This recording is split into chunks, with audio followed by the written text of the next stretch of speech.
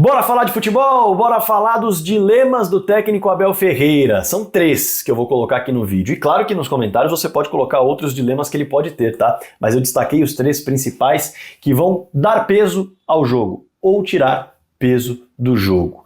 Vamos entrar em todos esses 3 já já e evidentemente que antes de mergulhar nesse tema do vídeo, eu vou me apresentar para a galera que está chegando agora. Tem muita gente chegando, já somos quase 60 mil pessoas no canal. Eu quero chegar em 100 mil logo, hein? Então, me dá essa moral. Se inscreve, clica no botão inscrever-se aqui embaixo.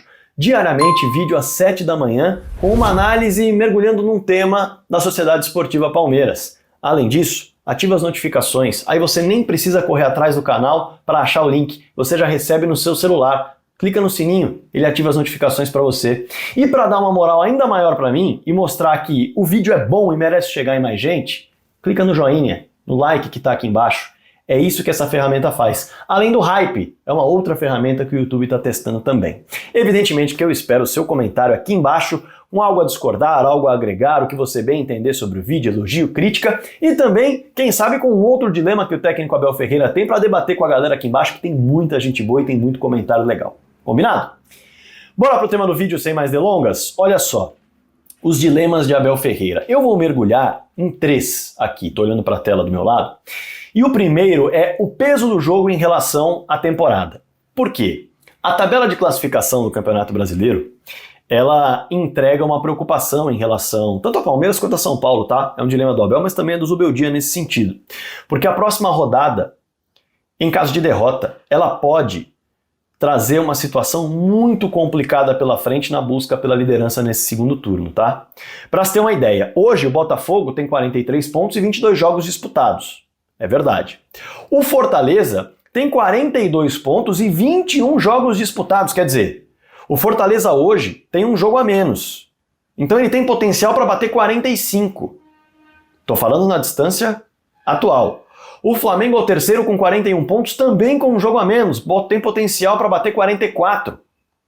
E aí vem Palmeiras e São Paulo, os dois com 38 pontos. Então veja só, em caso de derrota do Palmeiras, neste cenário, por exemplo, poupando todos os titulares, projetando só o duelo contra o Botafogo, num time que já não vem bem, é verdade, coletivamente, você tirar as principais peças pode ser bastante danoso para o confronto.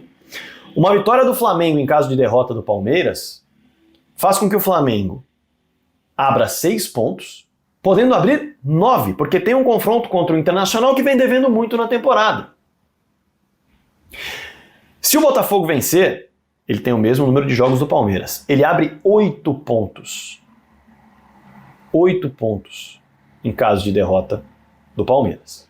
Quando a gente olha, e lembrando que é Flamengo e Botafogo, tá? Então, desse confronto aí, um empate, por exemplo, faria com que o Palmeiras ficasse com 38 numa derrota, o Flamengo fosse a 42 podendo ir a 45 e o Botafogo iria a 44 abrindo 6 pontos.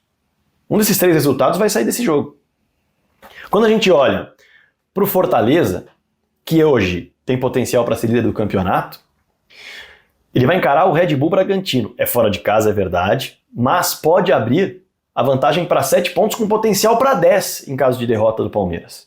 Porque tem confronto devendo contra o Internacional. Então veja só, é um duelo em meio a mata-mata de Libertadores, mas que gera um dilema em relação a não. Vamos poupar, tem que focar em virar o jogo contra o Botafogo e tudo mais? Sim, é muito importante ter os melhores jogadores à disposição. Mas poupar neste confronto dentro de casa, diante de um adversário direto, lembrando que os dois estão com a mesma pontuação, pode ser muito danoso ao Campeonato Brasileiro. Pode tornar a distância muito grande. Veja só, na 23ª rodada do Campeonato Brasileiro passado, o Palmeiras tinha 7 pontos a menos do que o líder Botafogo e era o segundo colocado. Palmeiras pode ficar a 8 do Botafogo, Palmeiras pode ficar com potencial de 10 para a equipe do Fortaleza, potencial de 9 para a equipe do Flamengo. Quer dizer, é uma vantagem dura. Na 28ª rodada, e muita gente vai me lembrar, a distância bateu 14 pontos do Botafogo para o Palmeiras. Só que houve uma queda absurda do Botafogo a partir daquele momento, que abriu o campeonato e o Palmeiras num avanço gigantesco também, numa curva de ascensão violenta, enquanto o Botafogo veio numa curva de queda. Será que vai acontecer de novo? Deixar descolar desse jeito pode ser perigoso, pensando em título de campeonato brasileiro, seja para São Paulo, seja para Palmeiras. É um dilema que, claro, acarreta no segundo dilema. Estevão e Felipe Anderson. Não basta só projetar a questão de encaixe, mas também o risco de perdê-los para o jogo decisivo contra o Botafogo. Porque veja só, o Estevão e o Felipe Anderson, eles são jogadores que gostam de ocupar o mesmo lado do campo. Veja só o dilema do Abel. O dilema não é só arriscá-los, mas como encaixá-los no atual sistema 3-5-2 que vem sendo utilizado. O Estevão é um ponta que rende jogando mais aberto, e ele é o craque do time. Ele é o cara que tem que se sentir confortável para fazer a diferença. Até porque o time coletivamente não tem correspondido, então individualmente pode ser uma saída, ainda mais num jogo eliminatório. Atuar sem ponta nesse momento, no 3-5-2, pode ser um problema que, com o Estevão em campo, jogando, por exemplo, como um segundo atacante, minimize o talento que ele tem, minimize o rendimento dele. O Felipe Anderson, ele viveu seus momentos mais interessantes quando apareceu pelo lado direito, mesmo local onde o Estevão atua. Foram 3 anos assim na Lazio. Ele tem cultura tática, ele já jogou e rendeu pelo lado esquerdo do campo, ele já jogou e rendeu como um segundo atacante, mas nos últimos 3 anos tem jogado pela direita, é verdade. E nessa readaptação pós-férias e pré-temporada no meio do ano, ele vem ainda numa marcha mais lenta.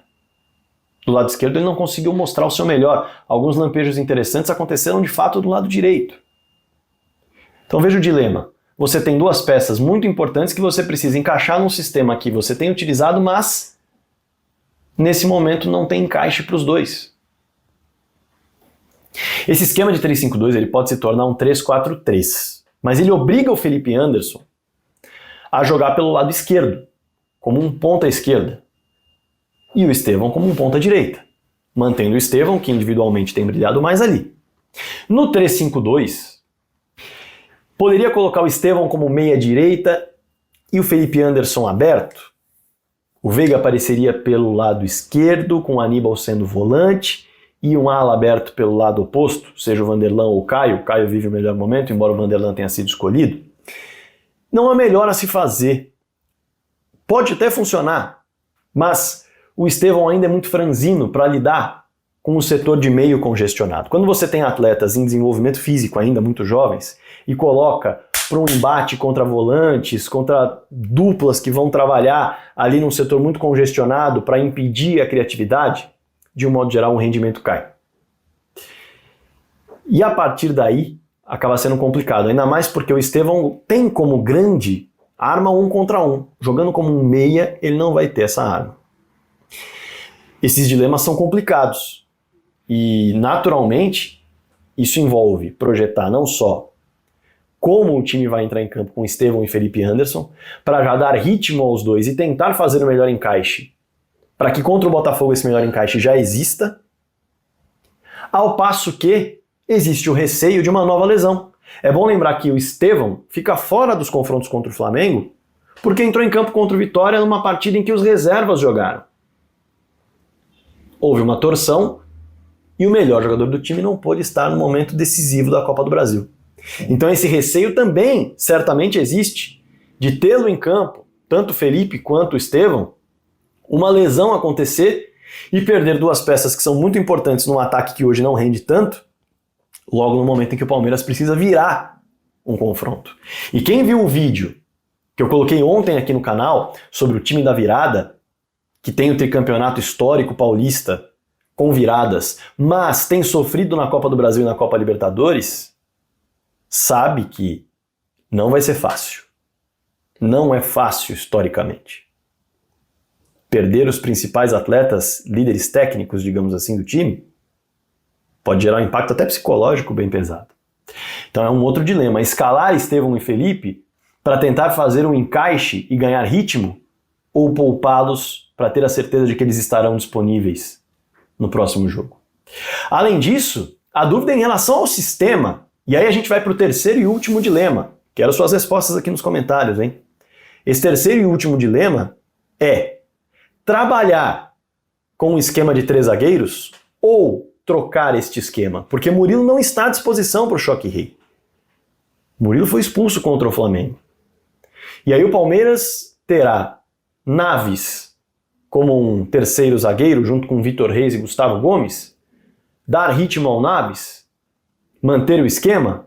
Ou mudar o esquema para um 4-2-3-1? Encaixar Felipe e Estevão, quem sabe, dos lados do campo, mas modificar aquilo que vem sendo trabalhado com 3 zagueiros puros? É outro dilema que o técnico Abel Ferreira vai precisar entender, vai precisar projetar, vai precisar refletir. E claro que eu quero a sua reflexão aqui embaixo. A resposta para esses 3 dilemas: poupar, tirar o peso do jogo, deixar o resultado do brasileiro falar por si, sem muito alarde, mesmo sendo um clássico dentro de casa, projetando ter as melhores peças à disposição, com certeza, na quarta-feira? Tentar encaixar Estevão e Felipe Anderson dentro do atual sistema? Ou trabalhar nesse jogo como uma forma de buscar a melhor formação com eles dando ritmo? Ou poupá-los para ter a certeza de que eles estarão à disposição no decisivo jogo? Mudar o esquema por conta da ausência de Murilo? Ou não? Dobrar lateral com Marcos Rocha pela direita, tendo outros 2 zagueiros? Ou não? São vários dilemas que tem aí o técnico Abel Ferreira, assim como o Zubeldia também tem os seus dilemas, porque tem o Nacional pela frente, mas é um adversário mais fraco, e também vale destacar que a equipe do São Paulo não perdeu, empatou por 0-0, o Palmeiras vai ter de reverter uma derrota, o São Paulo não, e contra um adversário mais frágil, capaz que o Zubeldia até se utilize de peças titulares com mais tranquilidade, o dilema não seja tão pesado. Já o Palmeiras tem um dilema grande também, porque já caiu fora da Copa do Brasil, fato que não aconteceu com o São Paulo. Tem a Libertadores e a Copa do Brasil a caminho, ainda rumando em busca de uma taça, porque passou pelo Goiás. Claro que eu quero a sua resposta aqui embaixo para todos esses dilemas, para as perguntas, coloque seus dilemas também, debata com a galera aqui embaixo, que é muito importante o seu comentário, assim como é muito importante a sua inscrição aqui no canal também. Bora para os 100 mil, hein? Clica no like também, que é muito importante, no joinha, para o vídeo espalhar, para o vídeo voar, decolar na plataforma. Clica no hype também, não se esqueça, diariamente às 7 da manhã tem vídeo aqui no canal do Fragoso, então já ativa as notificações também para não perder nenhum. Combinado? Espalhe o vídeo pra galera, comenta aí embaixo, faça tudo isso que você pode fazer para me ajudar aqui com o trabalho também. E bora falar de futebol.